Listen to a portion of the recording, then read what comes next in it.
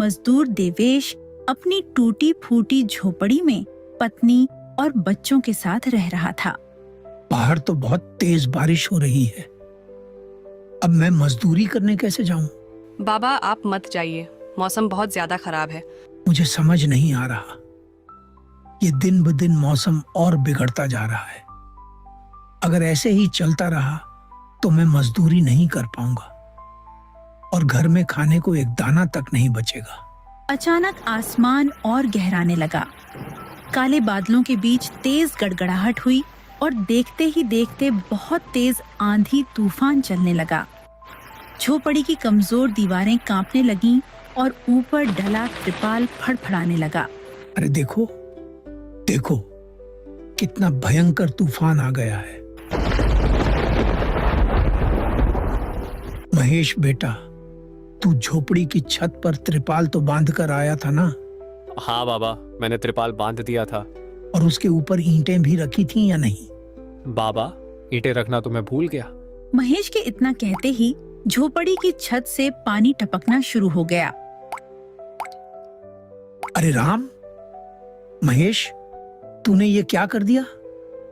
मैंने तुझसे कहा था ना, बरसात और तूफान बहुत तेज है, तुझे ऊपर ईंट दबा देनी चाहिए थी। लगता है त्रिपाल उड़ गया है। चल मेरे साथ बाहर, अब तुझे भीगकर मेहनत करनी ही होगी, नहीं तो पूरा घर पानी से भर जाएगा। हाँ बाबा, आप सही बोल रहे हो, चलो अभी चलते हैं। फौरन दोनों बाप बेटा भीगते हुए बाहर निकलते हैं और छप्पर पर त्रिपाल ठीक करने लगते हैं। देख बेटा, ईंट को मजबूती से दबाना, वरना नीचे गिर सकती है। ठीक है बाबा, ध्यान रख कर ही रखूंगा। महेश इतना कहते ही ईंट से त्रिपाल को कसकर दबाने लगता है, जिससे छत ढक जाती है और झोपड़ी के अंदर पानी आना रुक जाता है। मगर ऐसा करते करते दोनों बाप बेटा पूरी तरह भीग जाते हैं। बेटा, बाहर बहुत ठंड है, चल घर के अंदर चलें। हाँ, बरसात से मौसम सचमुच ठंडा हो गया है। जब दोनों घर लौटते हैं तो मेघा उन्हें सूखा कपड़ा देती है और कहती है, आप लोग ये कपड़े बदल लो वरना सर्दी लग जाएगी। दोनों सूखे कपड़े पहन लेते हैं। तभी बीमार शकुंतला बिस्तर पर लेटी हुई मेघा से बोलती है, अरे बेटी, तूने अभी तक कुछ पकाया नहीं? माँ, मैं तो बरसात थमने का इंतजार कर रही थी। झोपड़ी के अंदर पकाऊंगी तो धुआं ही धुआं भर जाएगा। मेरी दवा का वक्त हो गया है और भूख भी लग रही है। ठीक है माँ, मैं कुछ उपाय करती हूँ। मेघा अपने सिर पर सफेद बोरा रखकर बरसात से बचते हुए बाहर से कुछ ईंटें उठा लाती है और घर के कोने में छोटा सा चूल्हा सजा देती है। उसी पर वह खाना पकाना शुरू करती है। अरे बेटी, पूरा घर धुएं से भर गया है। बाबा, खाना बनाना भी तो उतना ही जरूरी था। माँ, खाना बन गया, थोड़ा सा खाना खा लो। मेघा शकुंतला को खाना देती है। उसके पूरे शरीर में लकवा मार गया था, जिससे न तो वह उठ सकती थी और न ही हिल सकती थी। मेरी बिटिया, इतनी छोटी उम्र में तेरे सिर पर इतनी बड़ी जिम्मेदारी आ गई। हम जैसे गरीबों का तो भाग्य ही ऐसा होता है। इस टूटी झोपड़ी में हम रोज कैसी कैसी मुश्किलें सहते हैं। मैं इतनी असहाय हो चुकी हूँ कि तुझे आशीर्वाद देने को तेरे सिर पर हाथ भी नहीं रख सकती बेटी। कोई बात नहीं माँ, बच्चे वक्त आने पर बड़े होते हैं, लेकिन मैं हालात की वजह से पहले ही बड़ी हो गई हूँ। आपको तो इस पर खुश होना चाहिए। शकुंतला की आंखों से आंसू टपक रहे थे। मेघा उन्हें पोंछकर अपनी माँ को संतवाना देती है। फिर वह अपने पिता और भाई संग बैठकर वहीं सादा चावल खाती है। बाहर मूसलाधार बारिश थमने का नाम ही नहीं लेती। खाना खत्म करके सब सो जाते हैं। आधी रात को जिस जगह शकुंतला का बिस्तर था, वहीं से पानी टपकना शुरू हो जाता है। अरे दैया, ये क्या पानी टपक रहा है? मेघा, ओ मेघा, शायद सो गई। अब मैं क्या करूं? ये बूंद बूंद तो लगातार गिरती ही जा रही है। पूरी रात शकुंतला अपने ऊपर गिरते पानी को सहती रहती है। उसी कारण सुबह तक उसका शरीर तेज बुखार से तपने लगता है। अरे माँ, ये क्या? आपको तो बहुत तेज बुखार हो गया है। रात भर छत से पानी रिसता रहा। मैंने तुझे जगाने की कोशिश की, लेकिन मेरी आवाज तुझ तक पहुंच ही नहीं पाई। ये सुनकर मेघा का मन बहुत उदास हो जाती है, लेकिन तभी अचानक गांव में बाढ़ आने लगता है। अरे अरे, ये क्या हो रहा है? इधर तो पानी भरता जा रहा है। अरे लगता है गांव में बाढ़ आ चुकी है। अब हम लोग क्या करें? अरे बेटा महेश, अरे भाई, अपनी माँ को कंधे पर उठा ले, नहीं तो हम सब पानी में बह जाएंगे। देवेश तुरंत बाहर निकलता है और चारों ओर नजर दौड़ाता है। उसे पास ही एक रेड़ी दिखाई देती है। देवेश उसे उठाकर लाता है और उस पर शकुंतला को लिटा देता है। अरे चारों तरफ तो बस पानी ही पानी है।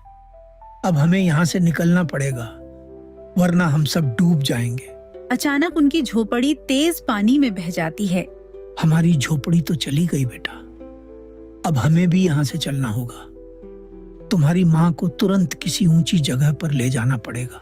देवेश, महेश और मेघा तीनों मिलकर शकुंतला को रेड़ी पर लिटाकर ऊंचाई की ओर ले जा रहे थे, लेकिन पानी इतना तेज बढ़ चुका था कि रेड़ी का संतुलन बिगड़ गया और वह लहरों में बहने लगी। पिताजी, पिताजी, देखिए माँ रेडी के साथ पानी में बह रही है। हे भगवान, अब हम लोग क्या करें? हम खुद भी डूब रहे हैं। अगर कोई सहारा मिला तो ही बच पाएंगे, नहीं तो आज जान भी जा सकती है। हे ऊपर वाले, कोई तो हमारी मदद कर दो। तीनों डर गए, लेकिन अचानक से पानी की तेज बहाव में तीनों एक ऊंचे टीले पर पहुंच जाते हैं, जहां पहले से ही कई लोग इकट्ठा थे। हे भगवान, मेरी 8 साल की बेटी थी, कहीं दिखाई नहीं दे रही। ये बाढ़ उसे बहा ले गई, न जाने कहाँ। चारों ओर मातम छाया हुआ था। मेरी माँ पता नहीं किस हाल में होंगी, जिंदा भी होंगी या नहीं, भगवान जाने। ऐसी बातें मत सोचो, हिम्मत रखो, तुम्हारी माँ जरूर लौटेंगी। देखो, सरकारी लोग मदद कर रहे हैं, गुम हुए परिवार वालों को ढूंढ कर ला रहे हैं। तीनों शकुंतला का इंतजार करते रहे, मगर सरकारी आदमियों को न तो शकुंतला की लाश मिल पाई और न ही कोई सुराग। अब सबको यही यकीन होने लगा कि शकुंतला अब इस दुनिया में नहीं रही। इतनी तेज बारिश, माँ का तो कोई पता नहीं। अब हमें अपने लिए कुछ करना होगा। तू सही कह रही है बेटी, अब हमें ही कुछ करना होगा। देवेश और महेश दोनों पिता पुत्र जंगल से लकड़ियां इकट्ठा करके वहां झोपड़ी बनाने की जद्दोजहद करते हैं, मगर लगातार बारिश के पानी के कारण उनकी झोपड़ी बन ही नहीं पाती। बारिश बहुत तेज हो रही है, मैं यहाँ वहाँ से पन्नियाँ उठा लाती हूँ। मेघा पन्नियां जोड़कर तैयार करती है और उन्हें अपने पिता और भाई के ऊपर रखकर उन्हें बारिश से बचाने की कोशिश करती है। उसी दौरान महेश और देवेश झोपड़ी बना लेते हैं और उसमें वे सब रहने लगते हैं। चलो, हमने जैसे तैसे अपने लिए मजबूत झोपड़ी तो तैयार कर ली।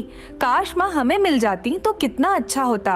मेघा दुखी होकर आंसू बहा रही थी कि अचानक झोपड़ी के बाहर से उसकी माँ की आवाज सुनाई देती है। मेघा, महेश, कहाँ हो तुम दोनों? मेरे बच्चों, कहाँ हो तुम दोनों? ये तो माँ की आवाज आ रही है। मेघा जैसे ही झोपड़ी के बाहर आती है, बारिश में भीगते हुए वह अपनी माँ को धीरे धीरे अपने पैरों पर चलते हुए देखती है। माँ, आप चल पा रही हो? आपके हाथ पैर हिल रहे हैं, आप अपने बल पर खड़ी हो, ये कैसे हो गया? ये तो सच में ईश्वर की कृपा है। बहते बहते मैं जाने किस जगह पहुंच गई थी और बेहोश हो गई थी। जब चेतना लौटी तो हाथ पांव अपने आप चलने लगे। फिर तुम्हें तलाशते तलाशते यहाँ तक चली आई। ये भगवान की देन ही है।